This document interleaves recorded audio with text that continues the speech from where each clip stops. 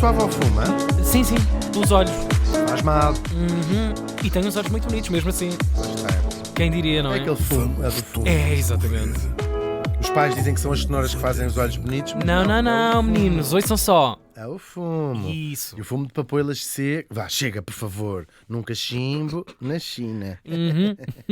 Depois de aconselharmos as crianças a fumar ópio, vamos então a passar ao morto de hoje, no caso uma senhora. Ai, meu Deus. Vamos ter chatices. Ui, Crianças, não fumem ópio. a mostarda chegou ao nariz. Vamos lá a isto. Neste dia estávamos em 1680. Ei! E morria em Paris. Aos 40 anos. Para século XVII está bom, bem bom. Então, da maneira que ela morreu, que já vais ver. Falamos da feiticeira francesa Lavoisin. Não confundi com Lavoisier, porque ele morreria bastante tempo depois, com a cabeça entre as orelhas. E aqui, o que é que se criou? Que história é que nos vais criar? Vai ser é uma história incrível. Bem, já disse feiticeira, dá logo Sim, imensa sim, vontade da de loja saber está, quem claro. foi. A Lavoisin chamava-se Catherine Desailles e nasceu por volta de 1640, que é o que acontece geralmente às pessoas que morrem com 40 anos em 1680. Claro, e 80. Ok. Estás a ver? Spoiler! Spoiler. Não se sabe muita coisa sobre estes seus primeiros anos, não se sabe quase nada mesmo. Nem sequer se sabe o lugar ao certo onde nasceu, provavelmente em Paris, talvez ali perto. Agora, não é de estranhar que não se saiba, porque os seus começos são de tanta gente pobre, como era seguramente o caso dela. Um anonimato irrelevante. Sim, claro. a historiografia estava pouco interessada nessas figuras, era o povo em geral. É mais um. É mais um.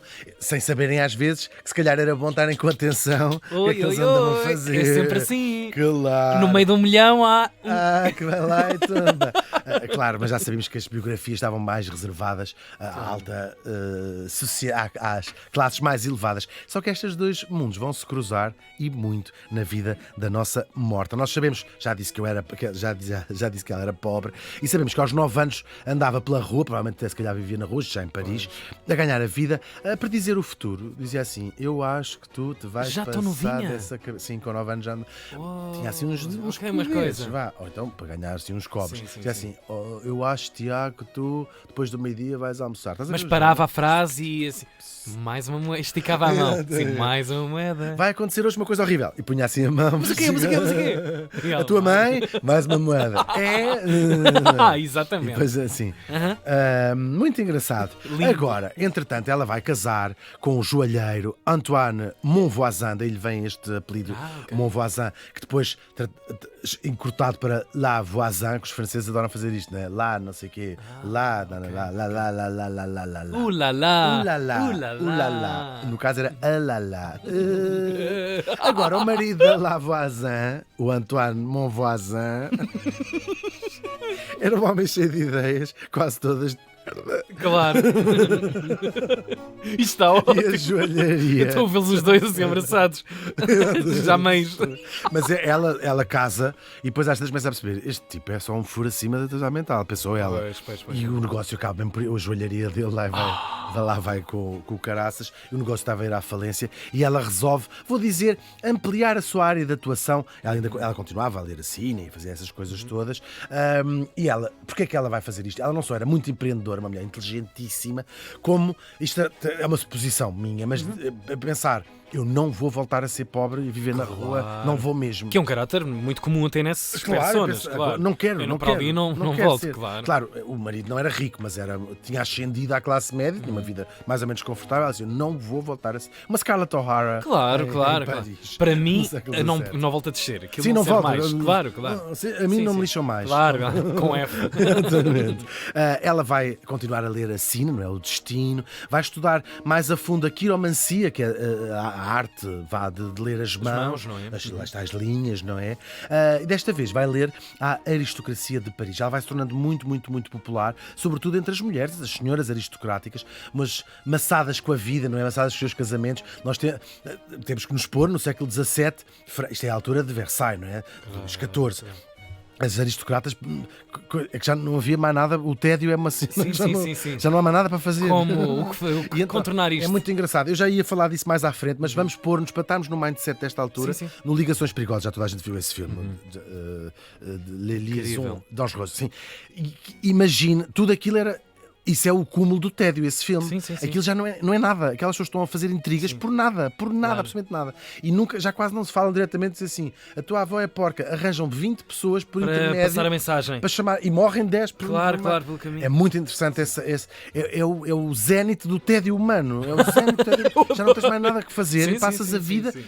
És uma classe completamente ociosa nesta altura e, portanto, a fazer intrigas era o mais que haviam de fazer, depois com muito sexo à mistura, cornos e tudo, aquilo, enfim, era tudo Que o ócio está sempre lado a lado. É um satélite. do sexo. O Dessas tédio coisas é só todas. Sim, está tudo aquilo. é aquela coisa no meio do sexo. É o uma tédio, antecâmarazinha é uma para voltar ao antecâmarazinha. mesmo sítio. Agora, ela também vai receitando umas coisas, lá as madames, no caso literalmente lá iam. Também vai estudando bastante ervas e coisas herbais. Mas e lá dando torna-se umas pessoas. popularizada, não Muito, é? muito, É muito assim uma popular. figuraça. Muito popular. Ainda não vai ser ainda não chegamos ao auge da fama dela. Entretanto, ela também trabalhava como parteira. No caso, fazendo abortos, que era uma coisa. Volta a pegar naquilo que estamos a falar. A corte também associamos esta época ao deboche, não é? Às ligações sexuais com múltiplos parceiros Sim, sim. ao mesmo tempo. Sim, sim. E não. E depois aconteciam às vezes umas chatices que isso era preciso tratar e a Igreja condenava. Claro, como calculas, Obviamente, condenava e, portanto, para evitar escândalos, arranjavam estas pessoas, ficavam extremamente populares, que faziam abortos Pois. e consertavam tudo, ali limpavam aquela coisa, claro. A festa. O negócio vai florescendo até que ela se torna aí verdadeiramente uma figura que toda a gente conhecia. E aparentemente, aqui na sua fase já de ler a sina, de fazer isto, fazer estas coisas, aparentemente com o beneplácito da própria Igreja. Ela é chamada a uma altura a depor e ela diz: não, isto é um dom que me vem de Deus e o que eu faço é uma leitura psicológica das minhas clientes e ajudo-as nos seus dramas da vida, e a coisa passou e depois começou até a ter padres que trabalhavam com ela, porque isto vai ser uma verdadeira rede. Mas já lá popstar. vamos. É uma popstar, sim, e rica, ficou rica, vivia como uma mulher milionária mesmo. E ela, muito inteligente, como eu já disse, foi reparando sempre no mesmo padrão, do que é que lhe se queixavam as suas clientes. Queixavam sempre do mesmo. Ou queriam que certos homens se apaixonassem por elas, queriam que certos homens deixassem de estar apaixonados por elas, queriam matar os maridos ou livrar-se dos maridos, porque odiavam os maridos e porque queriam outro homem, queriam destruir uma inimiga, Isto queriam nunca foi destruir... diferente. É sempre igual. Sempre igual. Isto É a natureza humana. Isto é os filmes que a gente vê, Claro, as claro, séries, claro. e há séries que também tratam sobre este caso, mas na vida real era verdadeiramente assim. E então ela começa a arranjar uma resposta para todas estas coisas e a preços que a deixaram verdadeiramente milionária, como eu já disse. Começa a fazer poções mágicas. Ia buscar sapos, ia buscar ou mandava a elas ir arranjar sapos, pó de ossos, moscas, sangue também, assim umas coisas, e fazia aquelas Minha pessoas que vendia a preços nossa. milionários àquelas mulheres riquíssimas e sem muito mais que fazer. Só que depois a coisa dá uma volta e entra aí num mundo um bocadinho mais Dark. sinistro, muito mais sinistro.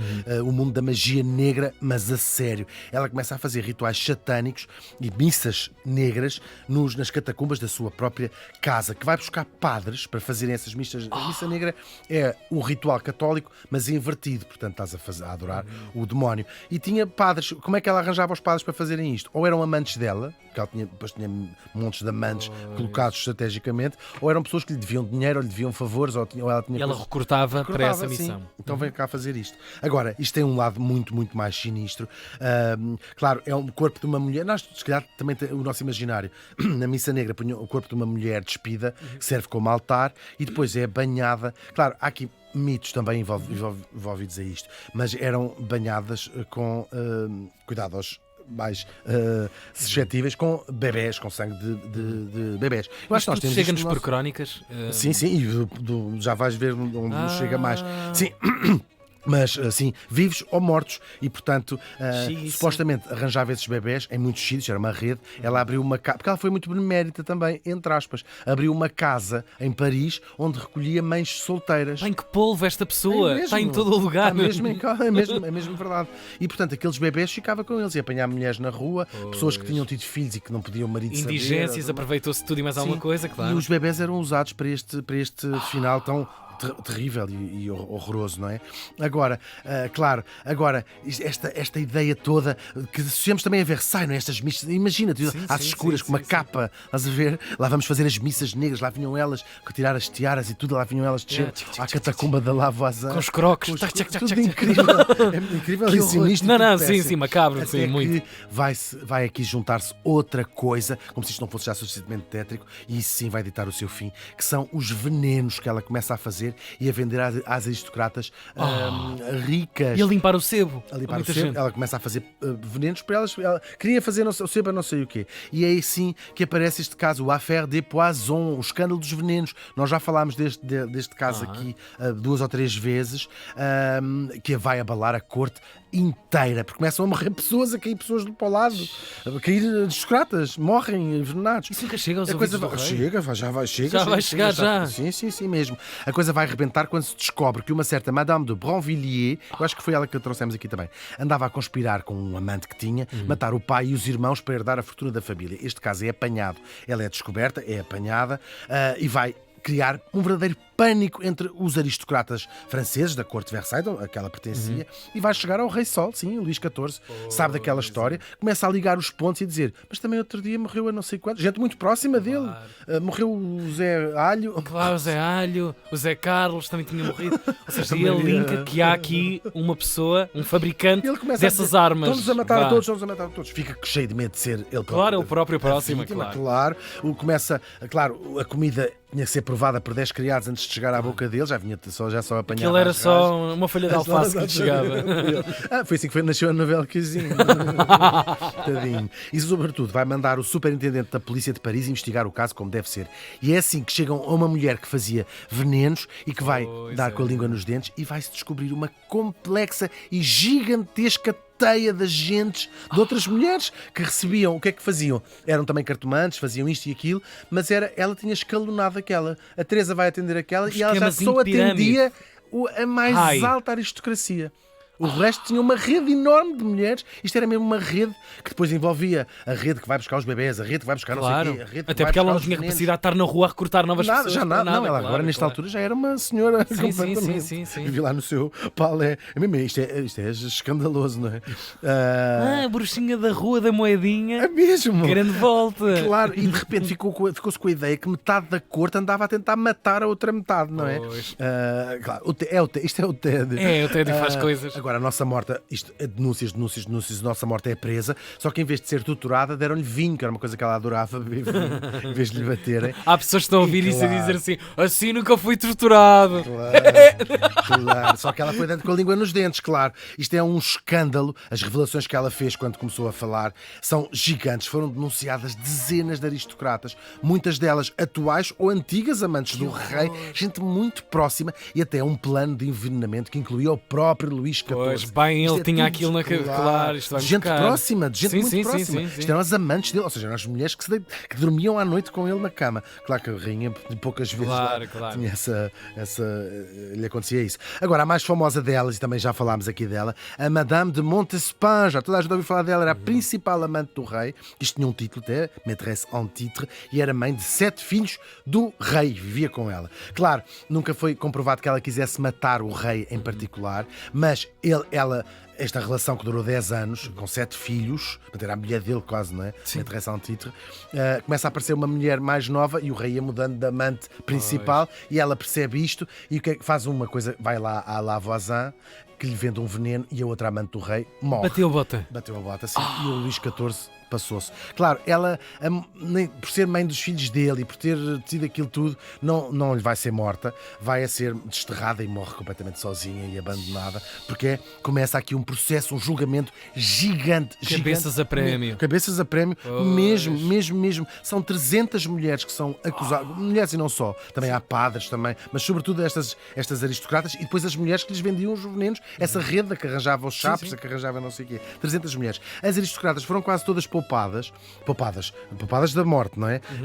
Ficaram pobres, mandados para um convento. Sim, varreu Versailles esta história do Affaire des Poisons. São centenas de pessoas envolvidas. São mesmo. O rei, as aristocratas não as quis mortas publicamente porque ele tinha medo de que dar a ideia de que em Versailles era um ninho de assassinos e mentirosos e esquemas desse ensejo ao povo de fazer uma revolução. Tomar a cadeira, claro. Sim, esta gente está o rei não é capaz de claro, e pensar, esta gente isto. perdeu a cabeça. Claro. Estamos a ser governados por este tipo de pessoas e, portanto, aquilo foi mais ou menos, não abafado, mas elas não foram. Como é que uma pessoa só constrói todo um esquema? É incrível. Só que outras mulheres se lixaram. 36 foram executadas depois de serem devidamente torturadas. Foi o caso, claro, da nossa Lavoisin.